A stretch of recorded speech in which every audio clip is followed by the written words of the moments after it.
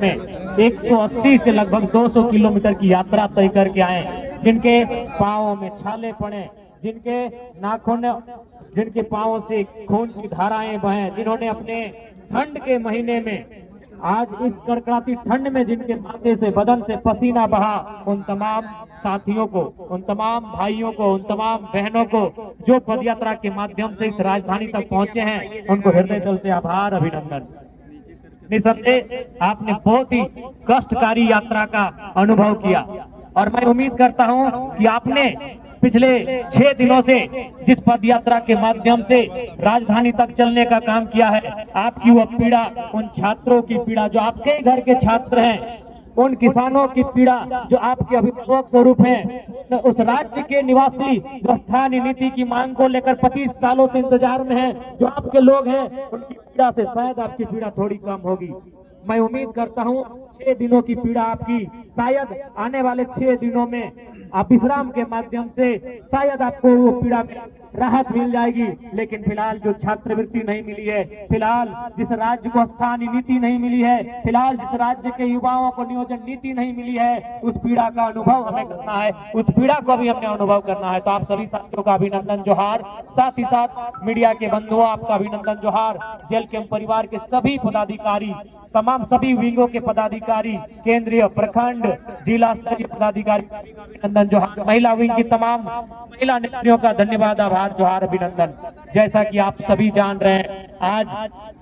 आज हम सभी एक लंबी यात्रा के बाद राजधानी पहुंचे हैं। आज 180 किलोमीटर की दूरी तय करके हम सभी राजधानी पहुंचे हैं और आज इसलिए हम यहाँ आए हैं कि इस राज्य के भविष्य करते हैं, इस राज्य के भविष्य जो आज वर्तमान में स्कूलों में, कॉलेजों में शिक्षा ग्रहण कर रहे हैं, जो अध्ययन कर रहे हैं, जो पढ़ाई लिखाई पूरी करने के बाद इस राज्य को संवारने का काम करेंगे, इस राज्य को संभालने का काम करेंगे, इस राज्य की उन्नति में आगे ले जाने का काम करेंगे, उन नौजवानों की, उन बहनों की, उन भाइयों की जो स्कॉलरशिप नहीं मिली है, हम उनकी आवाज बनकर 180 किलोमीटर की यात्रा करके यहाँ तक आए हैं। हम इसलिए यहाँ तक आए हैं कि जब से झारखंड राज्य बना है, भगवान बिरसा आबा धरती मुंडा, बिरसा मुंडा की जयंती, हमारे भगवान धरती आबा बिरसा मुंडा की जयंती सन 2015 नवंबर को जिस राज्य का गठन किया गया, उस दिन की तारीख से इस राज्य के लोगों का, इस राज्य के निवासियों का लगातार ये मांग रहा है कि इस राज्य में स्थानीय नीति बनाई जाए,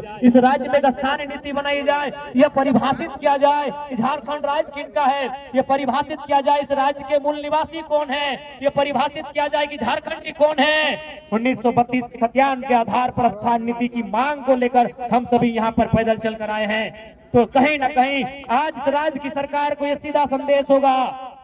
राज्य की सरकार को हमारा सीधा संदेश होगा कि आप समय रहते नीतियों का निर्धारण करें, आप समय रहते छात्रवृत्ति का भुगतान करें। आज सोचना चाहिए, माननीय मुख्यमंत्री को सोचना चाहिए कि राज्य की जनता ने कितनी उम्मीदों के साथ आपको सरकार में लाने का काम किया। राज्य की जनता ने आपको 2 बार पूर्ण बहुमत से सरकार में लाने का काम किया, लेकिन आप भूल गए अपना वो वादा जो आपने चुनाव से पहले कहा था कि हमारी सरकार बनते ही हम 1932 के खतियान के आधार पर स्थानीय नीति लागू करेंगे। तो आज झारखंड का हर एक आवाम, झारखंड का गांव, झारखंड का किसान, झारखंड का नौजवान, झारखंड की माएं, झारखंड की बहनें, झारखंड का छात्र, हर एक व्यक्ति यही पूछ रहा है कि 1932 के आधार पर स्थानीय नीति कहाँ है, खतियान के आधार पर स्थानीय नीति कहाँ है, झारखंडियों की स्थानीय नीति कहाँ है। और वही सवाल आज झारखंड लोकतांत्रिक क्रांतिकारी मोर्चा भी आपसे पूछ रहा है। इस सवाल का उत्तर आपको देना होगा माननीय मुख्यमंत्री महोदय, इस सवाल के उत्तर से आपको भागना नहीं है, इस सवाल का आपको उत्तर देना है। नहीं तो याद रखिएगा, राजनीति किसी की बपोती नहीं होती है। आज आपका है तो कल इस राज्य की जनता ये डिसाइड करे कि इस राज्य की दिशा किनके हाथों में देना है, इस राज्य की राजगद्दी को किनके हाथों में देना है। आज बड़ी दुर्भाग्य की बात है, आज जहां हम लोग धरना दिए हैं, ठीक इसके बगल में हमारे दिव्यांग भाई बहन लोग धरना दिए हैं। ये कितना चिंता का बात है। आज यहीं से हम देख रहे हैं, आज भले उस विधानसभा के सदस्य हम हैं, भले विधानसभा के बाहर आप देख सकते हैं, यहीं से जगमग विधायकों का आवाज दिख रहा है। आज कहीं ना कहीं हमारा देश और हमारा राज्य भी विरोधाभास का राज्य बनता जा रहा है। आज हमारा झारखंड विरोधाभास का राज्य बनता जा रहा है। एक और जहां हमारे माननीय विधायकों को 4 करोड़ 32 लाख का आवास दिया गया है रहने के लिए, आलीशान महल, आलीशान बंगले दिए गए हैं रहने के लिए, मंत्रियों को 6 करोड़ का आवास, 6 करोड़ का महल दिया गया है रहने के लिए, और उसी राज्य में जो अपंग है, जो अपाहिज है, जिन्हें हम दिव्यांग नाम दिया गया है, जिन्हें दिव्यांग कहा जाता है, जिनका हाथ नहीं है, जिनके पांव नहीं है, जिनकी आंख सलामत नहीं है, जिनके शरीर का कोई ना कोई अंग सलामत नहीं है, आज वे लोग पेंशन पाने के लिए आंदोलन कर रहे हैं। आज कई महीनों से उनका पेंशन बंद पड़ा है, तो सोच सकते हैं आज झारखंड की दिशा को किस ओर आप लेके जा रहे हैं। इसलिए आज इस कार्यक्रम के माध्यम से राज्य की सरकार को सीधा चेतावनी होगा, राज्य की सरकार को सीधा संदेश होगा कि आप अगर हमारी जो मांगे हैं, जिन मांगों को लेकर हमारे संगठन के पूरे टीम के साथ ही डुमरी से रांची चलकर आए, अगर उन मांगों की पूर्ति नहीं की जाती है तो यह पद यात्रा है। पद यात्रा के बाद हम लोग एक नई यात्रा, एक नए कार्यक्रम की रूपरेखा तैयार करेंगे और झारखंड सरकार को ईंट से ईंट बजाने का काम करेंगे। इस बात को भी सरकार याद रख ले, इस बात को भी सरकार को याद रखना होगा कि आज, और यह तो आपको अनुभव करना होगा। आप कहते हैं आप और पूरा राज्य जानता है कि आप आंदोलनकारी के सुपुत्र हैं, लेकिन कैसा आपका परवरिश हुआ है, आप कैसा आंदोलनकारियों का सम्मान करते हैं कि आज आंदोलनकारी के राज्य में आंदोलनकारियों की स्थिति कहां है। आज आपने 10,000 सहायक आचार्य की नियुक्ति दी, मैं पुनः उसके लिए आपको बधाई दूंगा। मैं पुनः आपके साथ साथ उन 10,000 सहायक आचार्य को भी बधाई दूंगा। लेकिन सवाल ये होगा मुख्यमंत्री महोदय, आपने ये तो झारखंड की जनता को बता दिया कि आपने नौकरियां दी, लेकिन क्या आप बताएंगे कि ठेकेदारी किनको दे रहे हैं? जो 50 करोड़ का, 100 करोड़ का, 200 करोड़ का, 500 करोड़ का, 1000 करोड़ का टेंडर जो निकल रहा है, वो टेंडर आप किसको दे रहे हैं? ये भी राज्य की जनता को बताना होगा। आज एक उपायुक्त के बगल में, उपायुक्त के पीछे, डीसी के पीछे, डीसी के आगे, डीसी के दाएं, डीसी के बाएं जो व्यक्ति खड़ा होता है, जो काम करता है, वो आउटसोर्सिंग के माध्यम से आता है। ये भी आपको बताना होगा कि झारखंड की कितनी आउटसोर्सिंग एजेंसियां झारखंड की सक्षम है। उन आउटसोर्सिंग एजेंसियों के माध्यम से चयन होने वाले कितने नौजवान, कितनी बहनें, कितने भाई झारखंडी हैं, ये भी आपको बताना होगा। केवल नौकरियों में आप झारखंड को केवल ये मत दिखाइए कि नौकरियों में, नौकरी के अलावे भी जो आउटसोर्सिंग एजेंसियां हैं, जो ठेकेदारी प्रथा है, वहां झारखंड के लोग कितने हैं, ये भी आपको बताना होगा। इस बात को आप नहीं भूल सकते हैं। और आज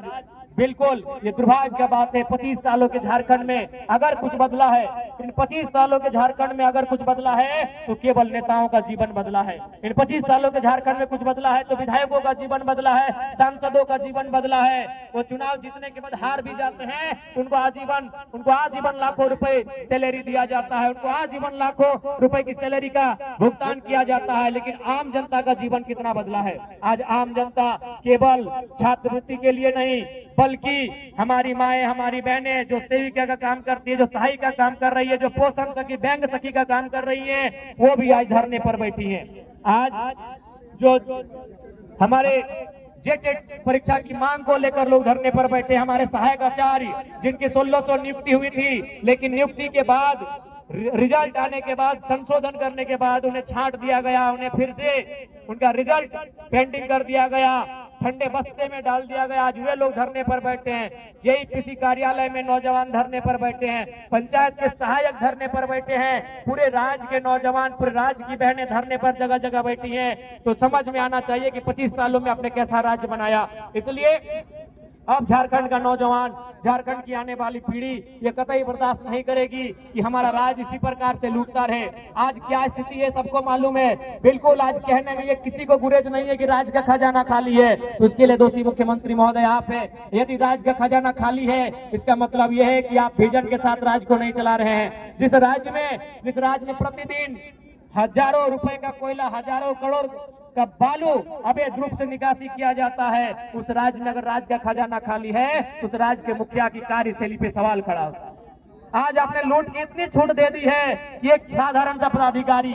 एक प्रखंड, एक थाना स्तर का पदाधिकारी महीने में अवैध रुपए से लाखों रुपए कमाता है। वो किसका पैसा है? राज्य का पैसा है, वो राज्य का खजाना है। लेकिन आपकी विजन आपको स्पष्ट बता रही है कि लूट की छूट है, भले खजाना भरे या ना भरे।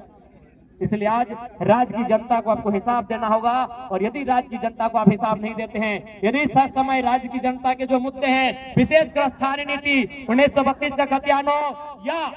1964 का खतियान हो या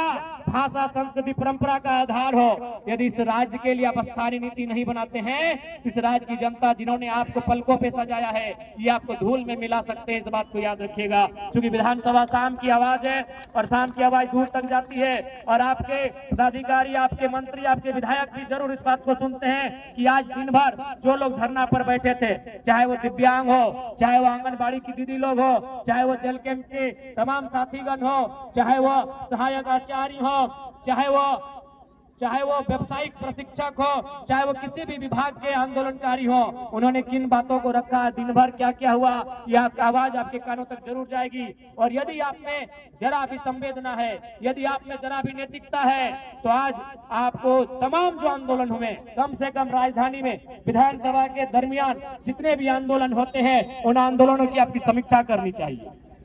यदि आप सही में दूरदर्शी सोच के लीडर हैं, यदि आप सही में दूरगामी सोच के लीडर हैं, आपकी सोच अगर दूर तक आपको लेकर जाती है, यदि आप दूर का सोचते हैं, आप एक विजनरी लीडर हैं, तो आज दिन भर में जब से विधानसभा का सत्र चल रहा है तब तक राजधानी में जितना आंदोलन हुआ,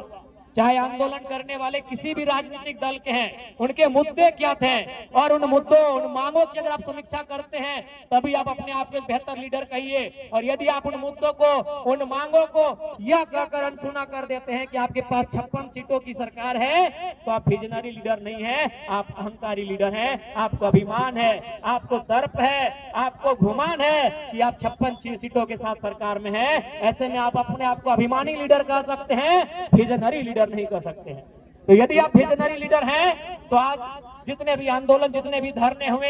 यहाँ पर, उन आंदोलनों की समीक्षा करें, उन आंदोलनों का रिपोर्ट मांगे और उसको बैठक करें और इन समस्याओं का, इन मुद्दों का निराकरण करने का प्रयास करें। ये मैं माननीय मुख्यमंत्री महोदय से कहना चाहूंगा और मैं आंदोलनकारी साथियों से कहना चाहूंगा, क्योंकि आज जब तक मैं सदन में था माननीय मुख्यमंत्री नहीं आए थे, उनके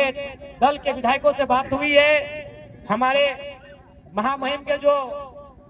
राजभवन, अभी उन्हें लोक भवन का नाम दे दिया गया है, राजभवन अब लोक भवन बन गया है, तो वहां भी बात हुई है। वो आंदोलनकारियों की प्रतिनिधि मंडल टीम से मिलेंगे, उनमें 5-7 सदस्य टीम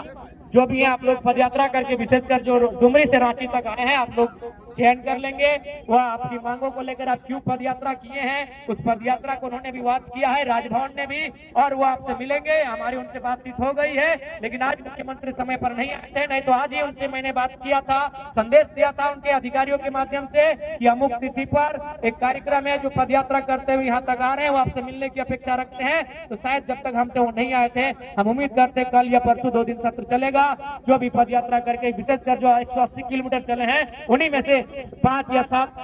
प्रतिनिधि मंडल का चयन किया जाए और वह मुख्यमंत्री से भी मिलेंगे और महामहिम राज्यपाल से भी मिलेंगे और मिलकर हमारी जो समस्याएं हैं उन समस्याओं से उनको अवगत कराएंगे और निराकरण करने की दिशा में वो कार्य करेंगे। ये उनसे हम अपील करेंगे। क्योंकि रात्रि का समय है, हमारी माताएं बहनें भी काफी दूर दराज से आई हैं। सबसे पहले मैं पुनः आपके इस हौसले को, कड़कड़ाती ठंड है, बिल्कुल रांची की ठंड बाकी जिलों की ठंड की तुलना में ज्यादा है, उसके बाद भी आपने इस ठंड की परवाह ना करते हुए इस राज्य के भविष्य के लिए, इस राज्य की स्थानीय नीति के लिए, इस राज्य के पढ़ने वाले स्टूडेंट की स्कॉलरशिप के लिए, इस राज्य के तमाम ऐसे लोग जो आज सिस्टम से प्रताड़ित है, सिस्टम से हतोत्साहित है, सिस्टम से परेशान है, उनकी आवाज बनने के लिए आपने 180 किलोमीटर की जो यात्रा की, यह यात्रा झारखंड के इतिहास में, झारखंड के आंदोलनों के इतिहास में स्वर्णिम अक्षरों में लिखा जाएगा। इस यात्रा में सम्मिलित होने वाले तमाम बहादुर सिपाहियों का, झारखंड लोकतांत्रिक क्रांतिकारी मोर्चा के तमाम बहादुर सिपाहियों का, तमाम बहादुर बहनों का मैं तहे दिल से इस्तकबाल करता हूं, अभिनंदन करता हूं, आभार करता हूं और मैं पूर्ण आशा करता हूं कि आज जेल कैंप एक ऐसा दल है जो दल नहीं, एक परिवार है। और यह परिवार, हम मानते हैं कि किसी परिवार में जिस प्रकार परिवार का हिस्सा होता है, अगर 2-4 बर्तन होते हैं तो आपस में टकराते हैं। क्योंकि इतनी बड़ी यात्रा करके आप आए तो जाहिर सी बात है थोड़ी सी परेशानी, थोड़ी सी आपके अंदर मनोभाव में परिवर्तन हुआ होगा, लेकिन मुझे पूर्ण आशा है उन बातों को, उन विषयों को भुलाकर हम लोग नए सिरे से इसी प्रकार से आंदोलन की धार को, झारखंड राज्य की स्थानीय नीति की मांग को, नियोजन नीति की मांग को, स्टूडेंट की स्कॉलरशिप की मांग को, तमाम जो प्रतियोगिता की परीक्षाएं हैं उसमें कैलेंडर जारी करने की मांग को, और तमाम चाहे वो दिव्यांग हो, वृद्धा हो, विधवा हो, उनकी पेंशन की मांग हो, चाहे सेविका हो, सहायिका हो, चाहे सखी हो, उनके मानदेय की वृद्धि की मांग हो, चाहे कोई भी विभागीय कर्मचारी हो, उनके वेतन की मांग हो, उनकी मांग को लेकर हम लोग आगे भी चरणबद्ध तरीके से आंदोलन करेंगे। यही प्रण के साथ हम लोग यहाँ से जाएंगे। हम आपसे यही अपेक्षा करेंगे, चूंकि लड़ाई लंबी है। आप इस बात को भी याद रखिएगा, मानते हैं आपने एक लंबी यात्रा तय की, 180 किलोमीटर की, आपने 6 दिनों का समय तय किया है। आपने मानसिक रूप से, शारीरिक रूप से अपने आप को बहुत ही कष्ट दिया है, लेकिन इस कष्ट का परिणाम जरूर आएगा, क्योंकि झारखंड राज्य हमें एक दिन में नहीं मिला है। हमें अपने इस कष्ट को अनुभव करते हुए उस कष्ट का भी अनुभव करना होगा। किसी राज्य से बिरसा मुंडा, भगवान बिरसा मुंडा को जेल में किस प्रकार की यातनाएं मिली थी, आपको उस कष्ट का भी अनुभव करना होगा कि किस प्रकार निर्मल महतो के सीने में गोलियां दाग दी गई। मैं मानता हूं आपको कष्ट हुआ है, लेकिन आप कष्टों का भी अनुभव करते हुए इस राज्य की बेहतरी के लिए, इस राज्य के लोगों की बेहतरी के लिए हमें संकल्प लेकर अपने आंदोलन को चरणबद्ध तरीके से आगे बढ़ाने के लिए प्रण लेना होगा। मैं सभी यहाँ पर उपस्थित अपने सभी सिपाहियों से, अपने सभी साथियों से, माताओं बहनों से, नौजवानों से ये अपील करूंगा, ये अनुरोध करूंगा। क्योंकि समय का अभाव है, ज्यादा समय नहीं लेंगे। पुनः आज छठा दिन इस यात्रा का, और हम पुनः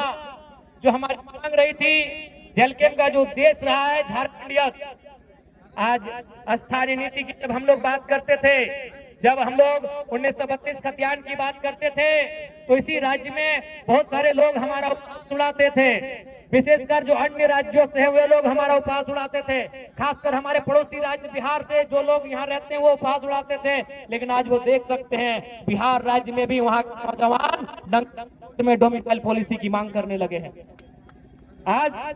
तेजस्वी जी विपक्ष में बैठे हैं, लेकिन जब चुनाव का प्रचार चल रहा था और जब वो जनता से वादा कर रहे थे हम सरकार में आएंगे, तो डोमिसाइल पॉलिसी लागू करने की बात कर रहे थे। इसलिए यदि कोई बिहार किसी भी राज्य के लोगों ने जब हम लोगों को उपहास किया था कि ये किस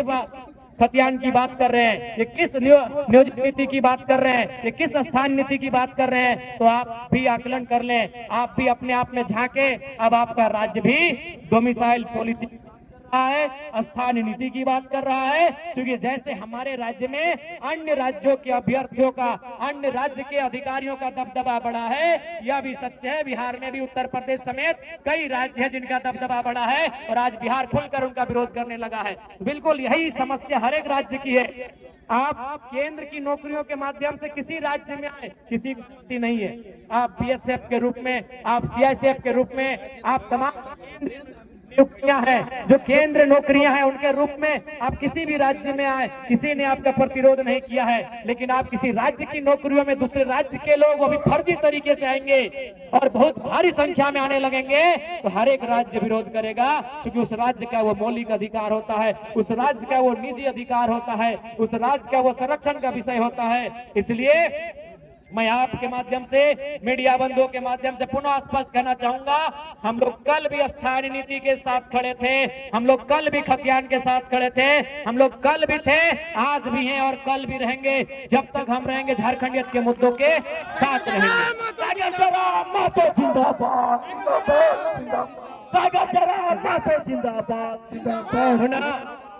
आज के इस कार्यक्रम में विशेषकर